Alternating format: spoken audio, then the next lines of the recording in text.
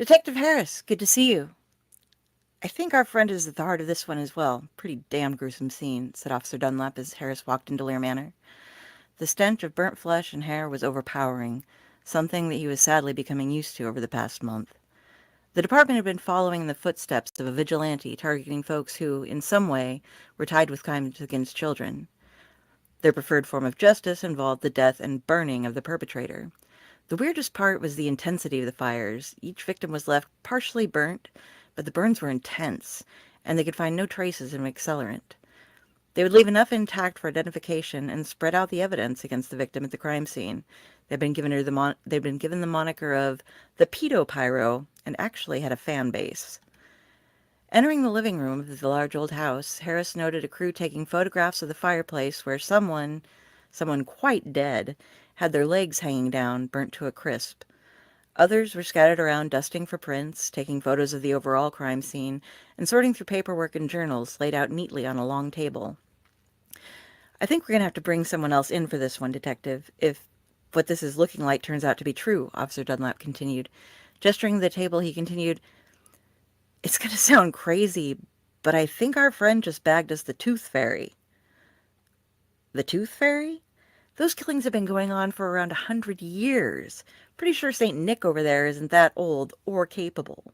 Most of them have to be copycats, said Harris. Oh, it's definitely not just him.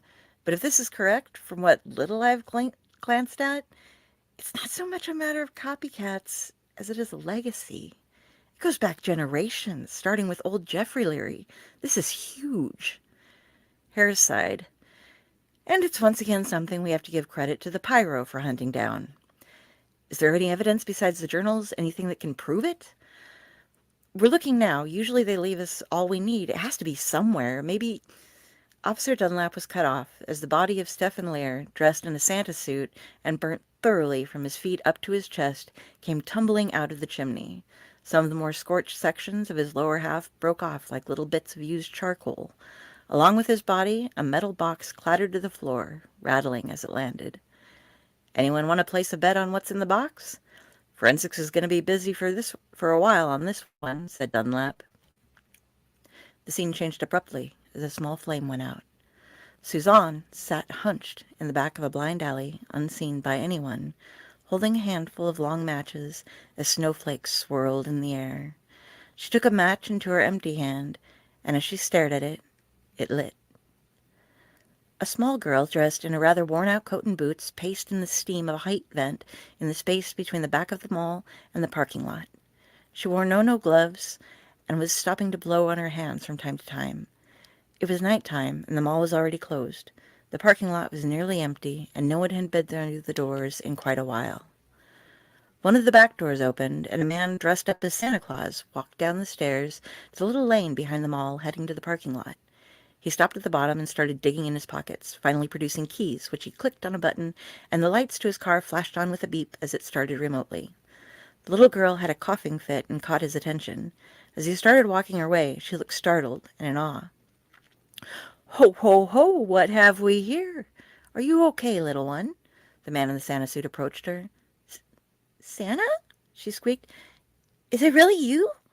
She began walking towards him, her frostbitten cheeks glowing red. "Well, I'm not the real Santa, but I'm one of his good friends and helpers. I'm filling in for him right now at the mall to see to the children. He likes to make sure they're all taken care of. Who might you be?" The false Santa now knelt near the child. He guessed her to be about 6 years old, and very dirty. She looked as though she was barely standing up, a waif of a thing, nearly frozen through, with small snowflakes now landing in her tousled hair as she had left the meager heat of the vent behind. "I'm Suzanne," she said. "What's your name?" "Susan? What a pretty name for a pretty little girl. My name is Stephen. Where are your parents?" The man looked around the expanse of concrete and marked where the CCTV camera's recording scope reached. "Gone," she shrugged. "I've just got me." Suzanne began to sniffle a little. "That won't do at all, little one. I think you're in need of a place to live, a good meal, and a bath. Would you like to come home with me? I can get you all warmed up and taken care of." Stefan wiped a tear away that had started to fall down the small girl's cheek. "Really?" Suzanne broke into a smile. "I'd like that." Okay, then. I'm going to go get my car, and I'll come by and pick you up. Could you go over to the end of this lane here and around the corner? It's easier for me to pick you up by the street. I have to check out the parking lot, and it's full of snow. Okay, said Suzanne. She walked down past the heat vent to the end of the lane behind the mall and down to the corner on the sidewalk. She had a huge smile on her face. She was very happy that Stefan was going to take her home. Stefan also wore a huge grin. If things went wrong, he could state that he had seen the little girl and given her a few bucks and then told her she needed to leave the mall and go get something to eat. The cameras would show something like that, and they stopped recording at the end of the building. He walked to his car, which had already warmed up, and cleaned out the passenger seat. This one was truly a gift. He'd buy her a kid's meal and a hot cocoa on the way home. Then he'd get her to clean up. Maybe he'd even keep her around for a while if she'd agree to his rules. He checked out of the lot, turned the corner, and pulled up beside her, opening the door to let her in. "Come on, Susie. It's nice and warm in here." Susie smiled and climbed into the car, then buckled her seatbelt. "Thank you, sir. I can't wait to see your house." The match had gone out. Suzanne hummed a few bars of a song that was hundreds of years old. The snow still swirled in the back end of the alley. It was picking up a little, enough to get most people off the streets, unless they had to be out. The snow looked pink beneath the fluorescent lights near the street. Back where Suzanne sat, it was nearly complete darkness. She held up another match, lit it, and watched. Stefan led Suzanne through the door leading to the garage into Lair Manor. She held an empty kid's meal bag in one hand and a large cup of cocoa in the other. He took them from her after wiping his boots and shedding his coat and had her do the same. He kept the Santa regalia on to keep her feeling safe. Then he led her into the living room to sit on one of the sofas. "If you'd like to finish your cocoa here, I can go look and see if I have any clothes that might fit you. My niece sometimes comes here to visit, and I might still have some of her old things. Then you can have a nice bath and a good night's sleep. Are you still hungry?" "No, thank you. I'm all full now. What's your niece's name?" "Jessica. Little Jessie. She's older than you. She's 10 now. But I never get around to donating her things. Lucky for you, eh?" Stefan walked down the hallway leading to the basement. There was indeed a room down there that Jessica had stayed in for a while. A sweet little thing. She would have been 10 by now. He hurried down to grab a pair of pajamas that were about Suzanne's size. He was prepared. He rummaged around a bit in a linen closet through some boxes of clothes and took one of them to a room down in the basement. It was a little girl's room, white and pink with little stuffed animals on the bed. He put most of the clothes in the dresser and took one set of flannel footsie pajamas with unicorns on them up for Suzanne. He left her alone for nearly 15 minutes, and though she seemed very well behaved, she was still a child, and they tend to get bored easily. He hoped she had simply succumbed to sleep. When he got back to the living room, she was nowhere to be seen. Her cup of cocoa was sitting on the coffee table, on a coaster, but there were no signs of her. "Susie, little Susie, where did you go? I found you some pajamas," he called out. "Sir, you have a ladder in your fireplace," came a little voice from within the fireplace. "What is it for?" Startled, Stefan laid the pajamas down on the sofa and dashed to the fireplace. "Susie, come down from there. It's not safe." He crawled in the bottom of the expansive old hearth, moving the logs out of the way, and stood up in the flue. It was narrow at first, due to the smoke shelf, but it opened up quite wide again after that. There was indeed a ladder there, and he had no intention of her finding out what it was for. Looking up, he saw she was about 5 feet up the ladder. He began climbing up behind her. "Susie, come down. You could get hurt." She looked down at him. "Is this for friends of Santa?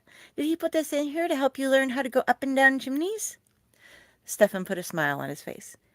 "Yes, you're a very bright girl, aren't you? Yes, this was from Santa. Now you have to come down. It's dangerous for little girls." She had crawled up higher now and stopped, pulling at something embedded in the bricks. "Are these boxes from Santa, too? What are they for? Are they presents?" Her voice was almost gratingly cute at the point, and Stefan had to do his best to keep himself under control. "Those are secrets, Susie. You need to leave them alone. You don't want to be on the naughty list."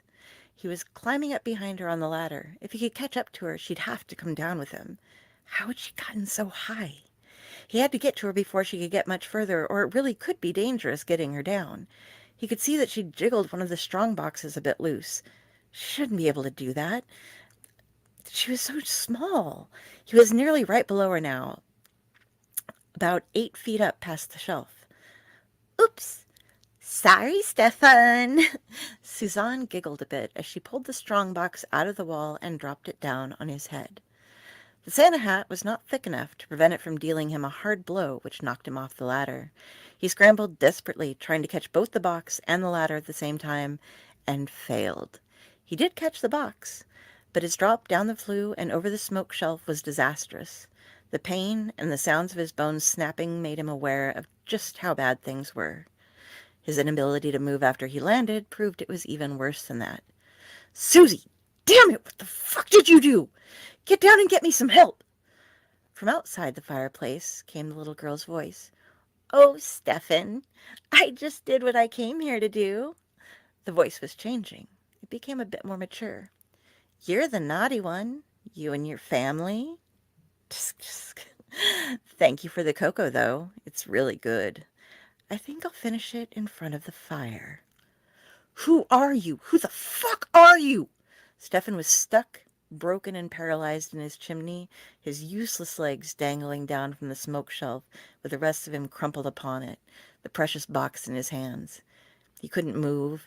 He could only scream. As he heard the logs being rearranged beneath him, he yelled out again, Please! Please, no! You've already hurt me enough! Let me out! Please don't light it! There was a chuckle and a sudden whoosh of a fire going up much quicker than one normally would, and he could already feel the heat getting to him, his costume boots and pants burning quickly. If he was fortunate, perhaps he would pass out before he burned alive, or maybe smoke inhalation. It would be a blessing. Suzanne sat before the fireplace, watching the intense burning while sipping her cocoa. She hummed a song as she heard his screams until they, like the overly hot flames, petered out. The match went out. Suzanne hummed the last few bars of the song and sat thoughtfully in the corner of the alley. She still had some time to waste. She pulled up another match. In a shitty motel room, there was a woman sitting on the bed. She looked road-hard and put away wet, her eyes were bloodshot, and her body and clothes were rank and filthy. In the corner furthest from the door was a little girl with her hands and feet duct-taped together, another strip covering her mouth, with a bit of a gag that was stuffed in peeking out. She was crying, but her voice was muffled by the gag. The woman took a pull off a bottle of vodka and looked over at the girl. Quit your fucking whining! Just shut up or I'll give you something more to cry about! Her shoulders slumped a little as she looked at the girl. Look, I'm sorry, but I have to do this. Just stop crying. Jerry doesn't like it when the kids put up a fuss. You need to calm down. He'll be picking you up soon, and he'll really rough you up if you try to fight him. Nancy shuddered at the thought of what Jerry might do to this little girl, but she valued her own life more than the kids, and even if she hated it, and hated herself for it, this gig was lucrative, and she had the money to keep herself in her cheap motel, and kept her in booze and smokes and recreational needs.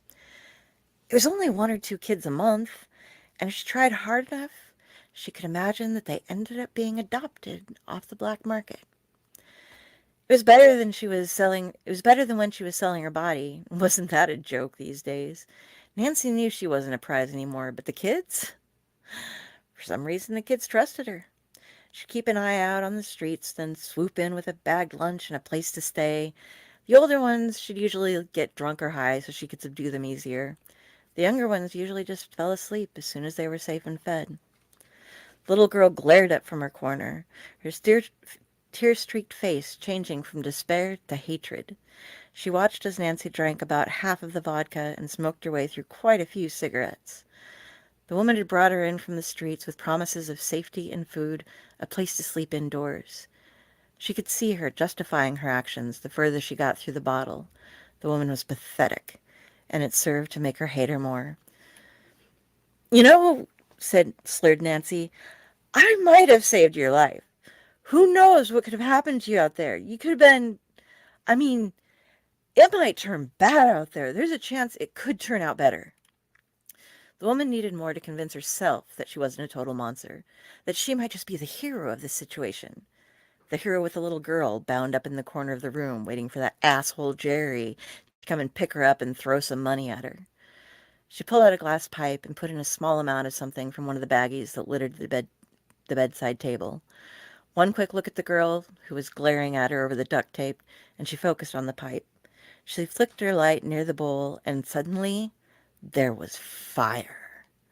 The pipe exploded. Pieces of molten glass, far too hot to have just been touched by flame, embedded themselves in the burning mass that was Nancy's face.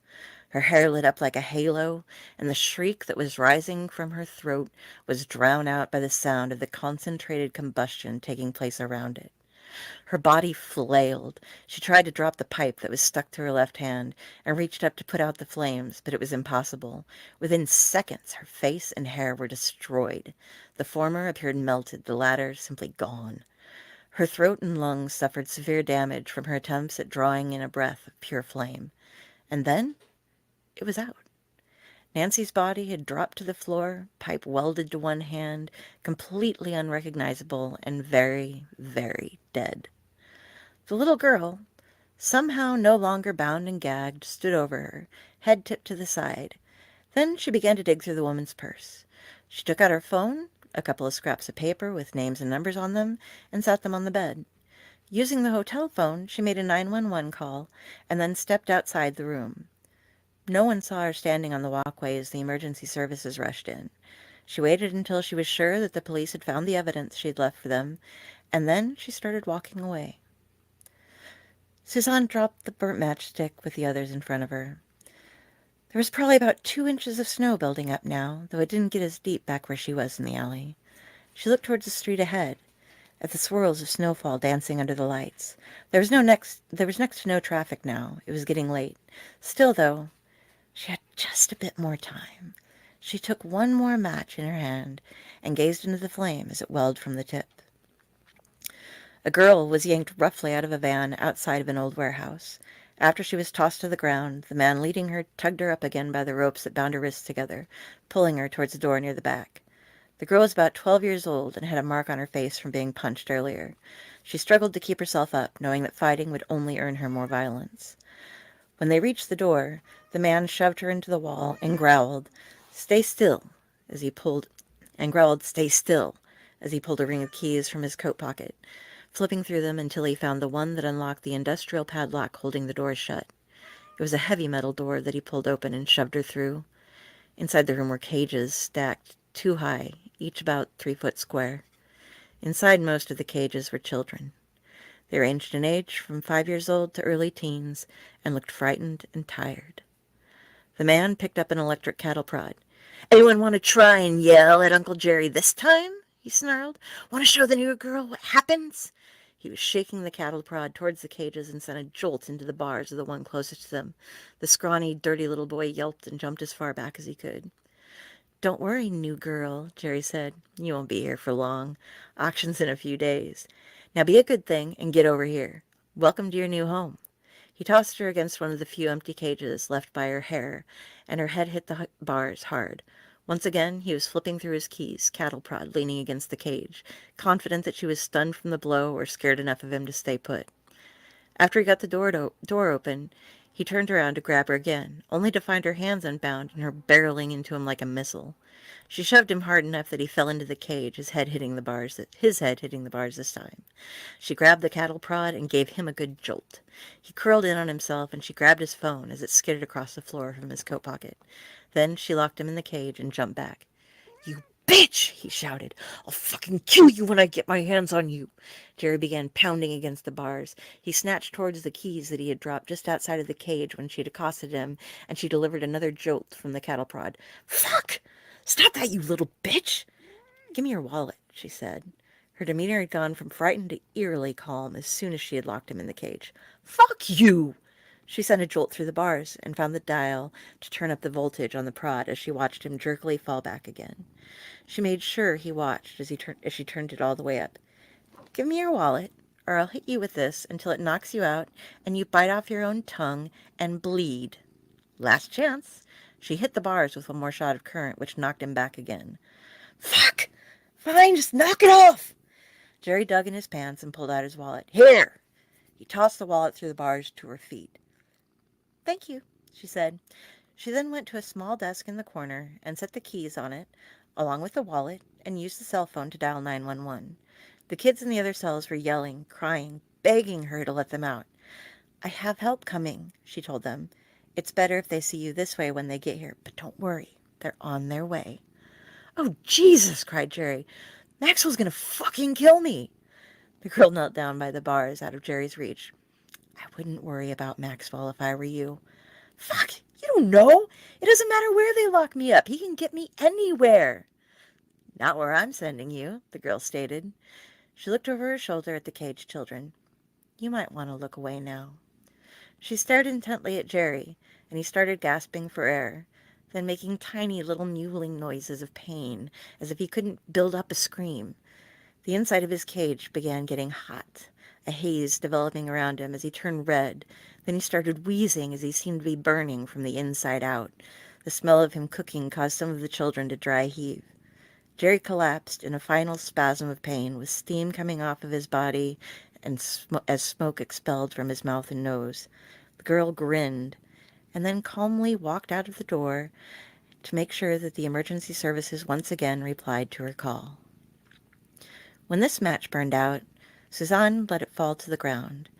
The other matchsticks disappeared, and from the darkness of the alley, something stood up. It didn't seem sure of what it should be at first. The shadowy figure started small, like a child. Then after a short bit of tilting its head and staring towards the street, it took on the form of a young teenaged girl, well-proportioned but poorly dressed. Someone who would clean up well, yet still looked neglected. She walked toward the street, her hair changing colors until it settled on a rich auburn. Decades ago, Suzanne had made a promise to someone who was dying. They had no control over that was Tashan nonsense, but she had cared about them, so she carried out her promise. He had asked her to protect the children. After his children, and then their children, had grown up, she'd started going further. She was trying to protect all of the children as best she could. She had to learn with the times how to do so, but fire was always effective for her kind. She couldn't save them all. All she could do was take away the threats. As she reached the end of the alley, she leaned against the brick building beside her, showing off the figure she wore to its best advantage. She saw a van drive by and heard it pull over further down the street. "Try to be careful. We need this one. Maxwell is pissed. Jerry fucked up everything. We need to get her to the auction. Use the hypo if you need to, but try to sweet-talk her first. And no fucking hitting her. We don't want her looking fucked up." She could hear the whispers hidden beneath the snow. It was an advantage of being what she was. She put on a small grin for the benefit of the two men approaching her. She'd been slowly working her way up to Maxwell, with a few others that popped up along the way, like the Tooth Fairy. Even though she knew he disliked her, Suzanne was tempted to leave a card for Detective Harris when she finished up with this one. Surely it would make a good Christmas present for the man. She just had to resist taking any action before the auction. The men got close. "Hey, girl! Where's your coat? You look cold out here. You want to come with us and get warmed up?" "Sure," Suzanne smiled slyly. "I'd love to."